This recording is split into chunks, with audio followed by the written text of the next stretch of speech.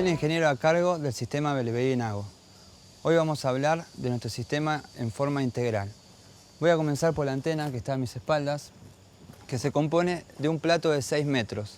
Tiene algunas características particulares con respecto a otras que se pueden encontrar en el mundo. Es una antena de tipo pequeño comparada con otras. Esto se debe a que fue pensada inicialmente para ser un sistema transportable.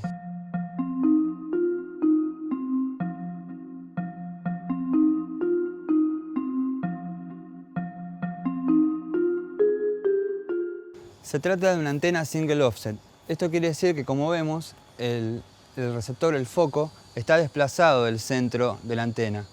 Tiene una ventaja, es que no bloquea el plato, como en otras configuraciones Cassegrain o Gregorian, que se encuentran en otras estaciones del mundo. Otra ventaja es su velocidad.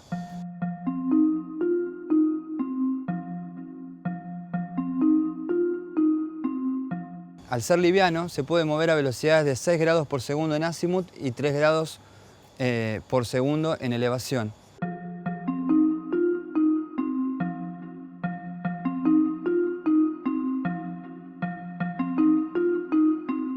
Esto le permite participar de diversos experimentos del IBS, como en este momento, que podemos observar que estamos en una sesión, en particular es una línea de base con Betzel para la determinación de UT1.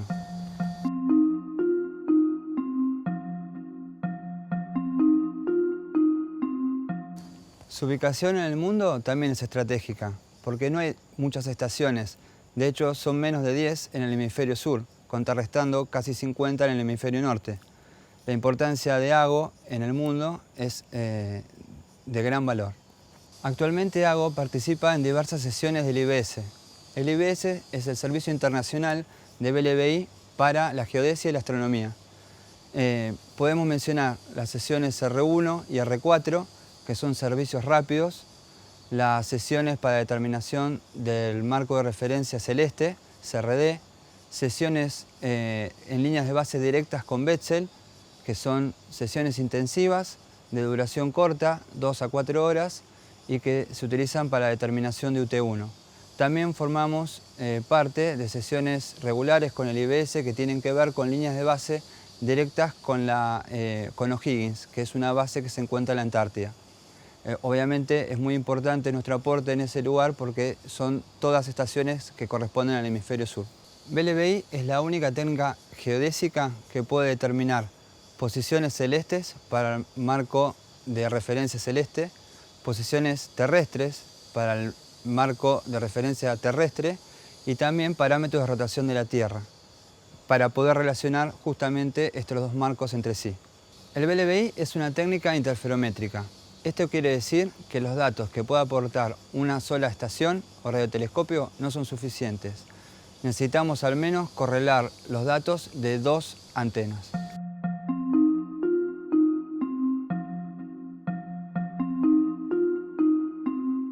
Las fuentes que observamos en BLBI son los quasars. Los quasars irradian una enorme cantidad de energía, pero la energía que llega hacia la antena es extremadamente débil.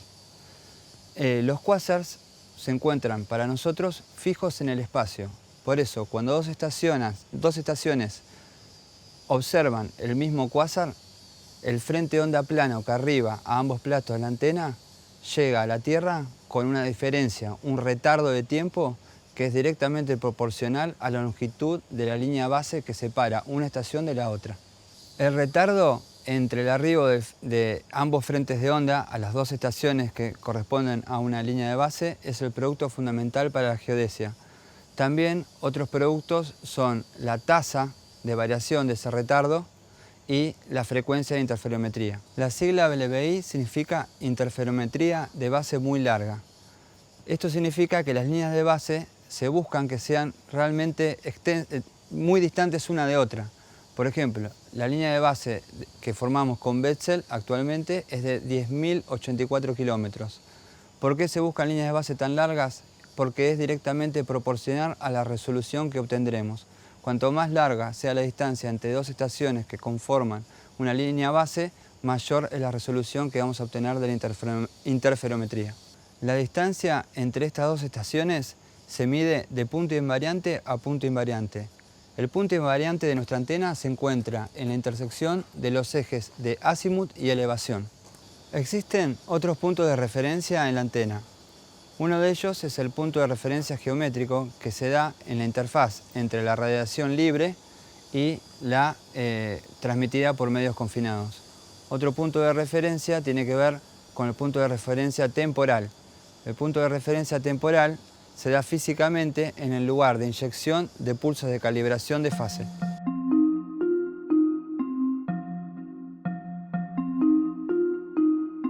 Se trata de una antena BLBI tradicional. Trabaja en dos bandas. En banda S, que corresponde a la parte del espectro comprendido entre los 2.120 GHz y 2.450 GHz, y en banda X, que corresponde a la parte del espectro entre 8.18 GHz y 8.98 GHz.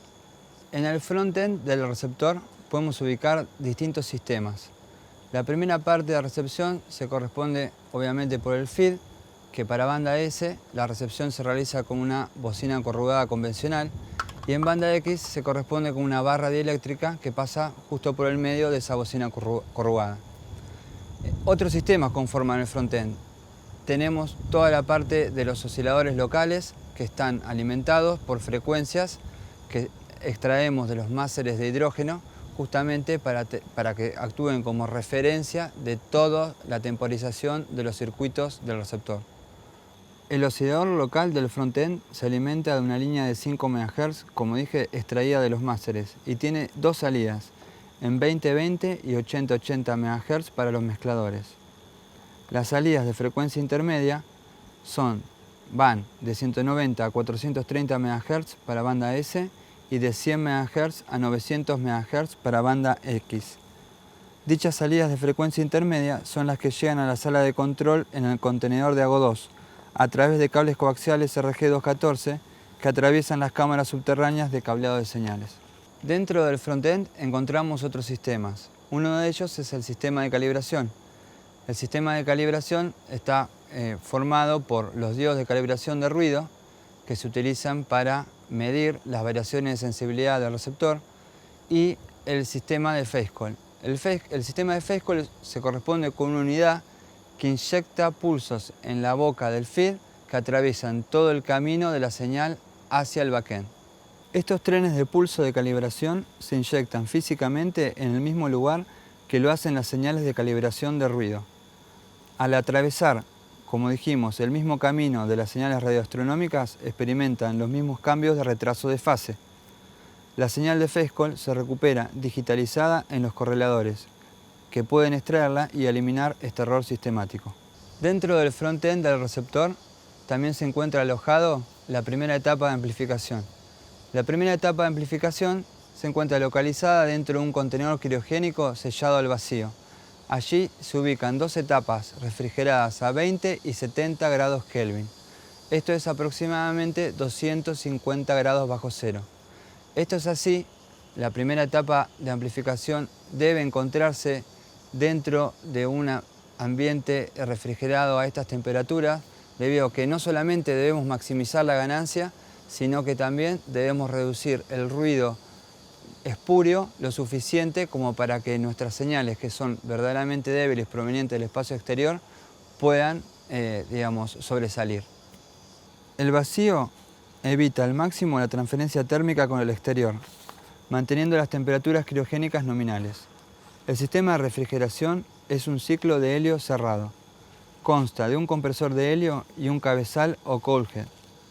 El displacer del cabezal penetra en el contenedor y se conecta al compresor mediante las líneas de subida y retorno. El compresor presuriza el helio y lo conduce frío hacia el cabezal por la línea de subida o alimentación de alta presión. El cabezal bombea el helio a través de pequeños orificios del displacer cilíndrico. Lo circula hacia el interior del contenedor, permitiendo el intercambio de calor entre los componentes internos y el cabezal. El helio caliente vuelve al compresor a través de la línea de retorno de baja presión.